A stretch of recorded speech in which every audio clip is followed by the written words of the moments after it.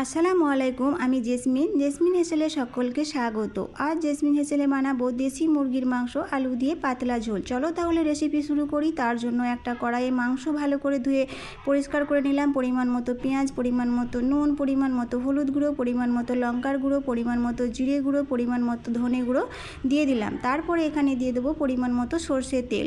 দেশি মুরগির মাংসের তেলটা যদি কম দেওয়া হয় আমার মনে হয় স্বাদটা ভালো আসে। তারপরে দিয়ে দিলাম 1 টেবিল চামচ আদা রসুনের পেস্ট।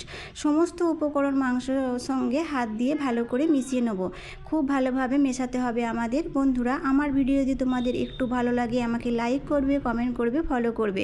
খুব ভালো মতো করে মেশানো হয়ে গেল। তারপর এখানে দিয়ে দেবো পানিটাও মাংসের সঙ্গে খুব ভালোভাবে মিশিয়ে নিতে হবে। বন্ধুরা, তোমরা আমাকে লাইক করছো, কমেন্ট করছো, তার জন্য অসংখ্য ধন্যবাদ। এইবার ঢাকা দিয়ে গ্যাসে বসিয়ে দেবো। গ্যাসটা অন করে দেবো, লো আঁচে দিয়ে দেবো 10 মিনিটের জন্য।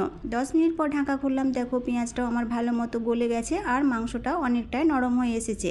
এইবার কষবো মিডিয়াম আঁচে মাংসটা। যতক্ষণ না মশলার কাঁচা গন্ধ যাচ্ছে আর মাংস থেকে তেল ছাড়ছে ততক্ষণ অবধি আমাদের কষতে হবে মিডিয়াম আঁচে। 10 থেকে 15 মিনিট কষার পরেই দেখবে মাংস থেকে তেলও ছেড়ে গেছে আর মশলার কাঁচা গন্ধও চলে গেছে। দেখো বন্ধুরা, ঠিক এই রকম হবে। তারপরে আমি আগে থেকে আলুকে সেদ্ধ করে নুন হলুদ দিয়ে ভেজে রেখেছিলাম। ওই ভেজে রাখা আলুটা দিয়ে দিলাম। আলুটা দিয়ে মাংসের সঙ্গে খুব ভালো মতো করে মিশিয়ে নিতে হবে। খুব ভালোভাবে মেশানো হয়ে গেলে এখানে দিয়ে দিতে হবে উষ্ণ গরম পানি। পানিটা যে যার পছন্দ মতো দেবে, ঝোল কতটা রাখবে সেই মতো পানিটা দেবে। পানিটা দিয়ে দিলাম। পানিটা দেওয়া হয়ে গেলেও ভালো মতো করে মিশিয়ে নিতে হবে। মিশিয়ে নিয়ে আমাদের মিডিয়াম আঁচে ঢাকা দিয়ে 5 মিনিট ফুটিয়ে নিলে আমাদের দেশি মুরগির মাংস আলু দিয়ে পাতলা ঝোল একদম রেডি। ভালো থাকবে, সুস্থ থাকবে, নিজের খেয়াল রাখবে, আমার ভিডিও দেখতে থাকবে, আমাকে লাইক করবে, কমেন্ট করবে। আল্লাহ হাফেজ।